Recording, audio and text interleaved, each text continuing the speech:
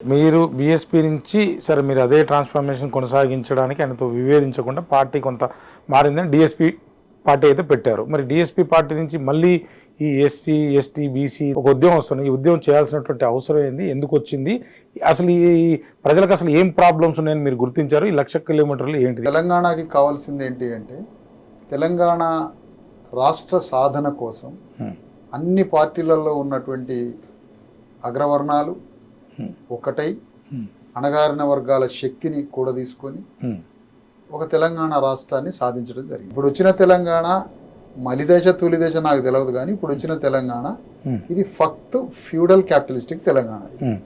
దీనికి అణగారిన వర్గాలకి ఈ తెలంగాణకి ఎటువంటి సంబంధం లేదు.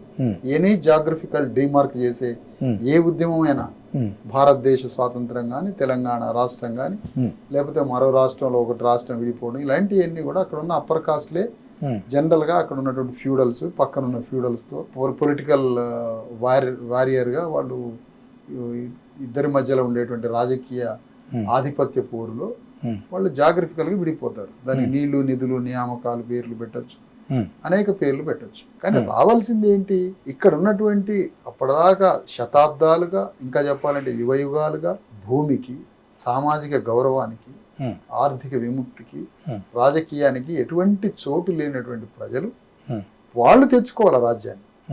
కానీ ఇప్పుడు వచ్చిన రాజ్యం జస్ట్ రెడ్డి వెలమ చేతిలో రాజ్యం ఉంది. అందుకని మేము కోరుతున్నది ఏంటంటే రెడ్లు ఒక 10 ఏళ్ళు పరిపాలించాలని ఇప్పుడు ప్రకటిస్తున్నారు. వెలమలు ఆల్రెడీ 10 ఏళ్ళు పరిపాలించారు. మరి అసలు వచ్చిన తెలంగాణలో ఉన్న 93% ఏమో అణగారిన పేద వర్గాలు. మరి రాజ్యం సాధించాల్సింది వీళ్ళు కదా.